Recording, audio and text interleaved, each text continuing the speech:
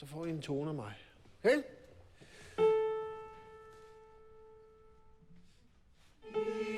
This video is one I've been wanting to make for a long time. I always looked the reasons for why I shouldn't, and ultimately landed on it just not being interesting enough to watch. But today, I'll be talking about a movie that changed my whole outlook on many aspects of life. The problem? It's a Danish movie that not a lot of people have seen, so why would people be interested? Well, they probably won't be, and this video won't be met with much feedback. However, like the movie will teach you, sometimes validation comes at a price, and when you sacrifice authenticity for attention, you might find yourself digging a deeper hole for yourself than you initially started in. What can we relate that to? Alcohol, a word associated with so many different emotions, experiences, and opinions. Some might see it as the key to social interactions, while others will think of the embarrassment or something violent and dangerous.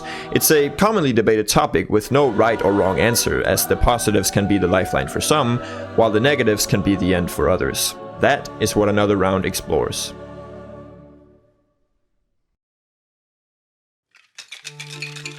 Another Round was directed by Thomas Vinterberg under the Danish name Druk, meaning drunkenness or just drunk, and was released in 2020 to high critical acclaim and even won the Academy Award for Best International Film. Safe to say, it made its rounds, pun intended, but didn't quite reach as many internationally as I hoped it would. My views on Danish films have often been mixed. Usually they're quite sad, with focus on societal issues, historical events, mainly World War II, or most commonly, drugs, with the message often being, drugs bad. Thank you so much. And if it does look on the positive side, it's usually full-on comedy, which is fine, those movies can be great. But I was really missing a good, philosophical movie that focused more on the everyday issues we can face as a regular human. A movie about youth, maybe, the pressures of proving yourself or fitting in, maybe with a sprinkle of comedy and sadness. And while we're at it, have well-performing actors, a beautiful message, and a tribute to life, love, and freedom. But no such movie could possibly... What is this? Oh my god, it's beautiful. Alright, so what the hell is this movie about? Well, Another Round follows a group of 4 high school teachers. Now already it isn't fully high school, but somewhat the Danish equivalent of it. These 4 guys have been hit with the Disney princess syndrome and wishes for more excitement in their life and to be a more entertaining person for their families, students, and each other. Mads Mikkelsen plays our central protagonist, Martin. And why is he the main character? Well, you know why. Because Mads Mikkelsen is hot and is a good actor with a more well-known face around Denmark and internationally, and had worked well with Thomas Vinterberg before, specifically in The Hunt, the most uncomfortable movie I've ever watched. Great movie, important movie, but I never want to see it again. It legitimately shook me. He's having the hardest time of the 4, being despised by students in history for how fucking boring he is, and unable to teach the subject the students most likely have to do an exam for. He wishes for more excitement in his life, as he feels the distance his wife and children are showing. So one of the guys come up with the idea to drink. Fordi der findes en norsk filosof og psykiater, findes Skårderud, som faktisk mener, at det er fornuftigt at drikke. Han mener, at mennesket er født med en halv promille for lidt. For lidt? Ja. Hvor meget er en halv promille? Det er 1-2 glas vin, ikke? Og så skal man så konstant holde den der. Når man har den der sådan lidt halve promille i blodet, Ja.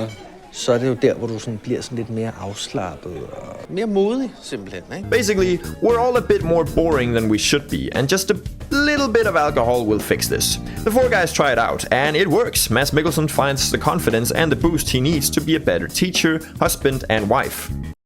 What? A better teacher, husband, and father, while the 3 others do the same. The only problem is, once you experience that joy of living with less paranoia, an addiction grows, and you'll start needing more and more to keep up the feeling of life. And that's the gist of it. A pretty fun premise that gives fun results for the most part. But what I want to focus more on is the topic of life that it discusses. Because Another Round is less a film about drinking than it is about the search for meaning and letting go of control. The alcohol is simply the means to this goal, but not the key.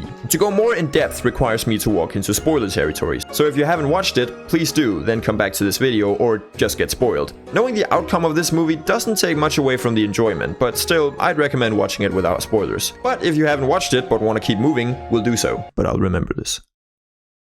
So, in the movie, alcohol is shown as this liberating thing, building confidence, creativity, and bonds with others. However, it doesn't celebrate alcohol, nor is it a tribute to being drunk, but acknowledges the advantages to a freer life, if kept in check, of course. However, the liquor is always shown as enticing, begging you to try it out, take another one, and maybe even another. This is what happens to Tommy. Throughout the movie, we see hints towards his growing addiction, always insisting they take another sip, another drink, another bottle, another round, yeah. To the point where he realizes he is succumbing to the booze. Er vi alkoholikere, eller er vi ikke alkoholikere? De er ikke alkoholikere. Okay. And ultimately decides to take his own life. While it's not explicitly said how he died, it's obvious from how he threw away the life jacket that he wanted to be in control one last time, letting the alcohol do the rest, causing him to go overboard. This, while incredibly sad of course, is a very important scene to solidify the fact that alcohol isn't positive. In case you hadn't noticed, which you would be forgiven for, but the movie praises breaking free, not drinking. The intoxication is only a shield, not a weapon. It allows you to step into the danger, but shouldn't feed into it.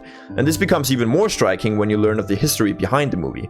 4 days into filming, Thomas Vinterberg, the director of the movie, lost his daughter Ida to a car crash due to a driver looking into his cell phone. While many would decide to let go, Vinterberg continued on, dedicating the movie to his daughter and to making a movie celebrating the life and youth she had. The movie was initially supposed to have even more emphasis on the alcohol. However, due to the tragic event, it was redirected to speak more on the importance of letting go of control every once in a while and live life to the fullest. But many of us struggle with that idea, wondering how we can step out of that bubble. Yeah, that's right, alcohol. And everything comes to a climax when Mads Mikkelsen lets himself go completely and starts dancing with his students. A very joyful scene, one you've probably seen clips on. And as his final act, he leaps into the water, asking the audience if he's falling or flying. Was letting himself go an acceptance of life or a surrender? It's up to you.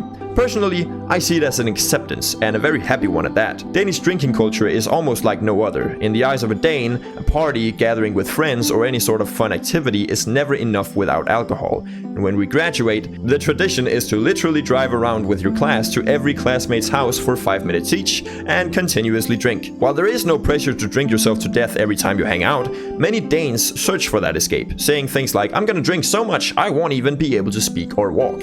A concerning mentality and objective to have, one this movie critiques as well, but as a means to let loose and find the confidence to socialize more than you normally would, there is no better option than alcohol. It's helped me open up a lot and let me find the reassurance to speak with new people, even when I'm not drinking. It takes you out of your safe bubble and allows you to be your fully released self, and also helps you understand the joy of socializing even when you finally accept yourself and believe you're good enough to be a part of the group. Even when you go back to being sober, something the movie speaks on as well, with how when Martin finds himself again, he becomes a better family man, even when his alcohol level is at a 0%. But why is it my favorite movie? The best movie for any individual should be the one that speaks to you the most.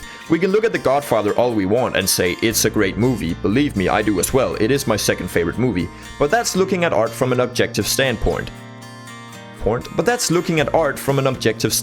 Taking a more subjective approach allows us to respectively get ourselves a movie that speaks to us on a more personal level.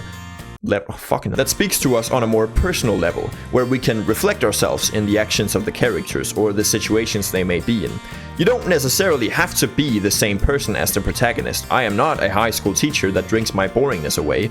Sometimes. But I am a Dane who is currently in the environment of a high school, graduating in 10 months and getting my own funny little white sailor hat, and who can relate to the attractiveness of the intoxication, or the feeling that you need to be more cool or more extroverted to fit in the best. Also, my sister was a singer in the biggest women's choir in Denmark, so choir music has always had a more personal meaning to me, something that pops up a good amount of times in the movie. And my dad was a student at the exact school this movie was filmed in when he was younger, and my late grandmother taught there as well. And poetically enough, this was the last movie she saw before passing, because we knew she needed to see this.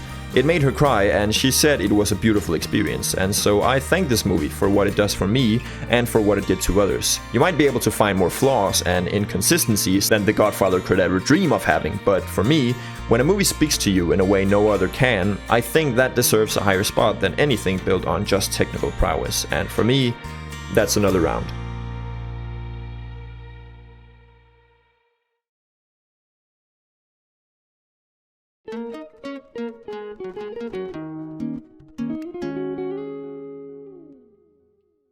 Thanks for watching. I'm not even gonna comment on my absence and make more false promises for when a new video will come out. But just like Martin, I think I've found my passion for this again, even if times are incredibly stressful as of late. But let me know your opinions on all of this. What is your favorite movie? What do you think of Another Round if you've seen it? And yeah, thanks for watching. Consider subscribing, maybe. And I'll hopefully see you soon. Bye bye.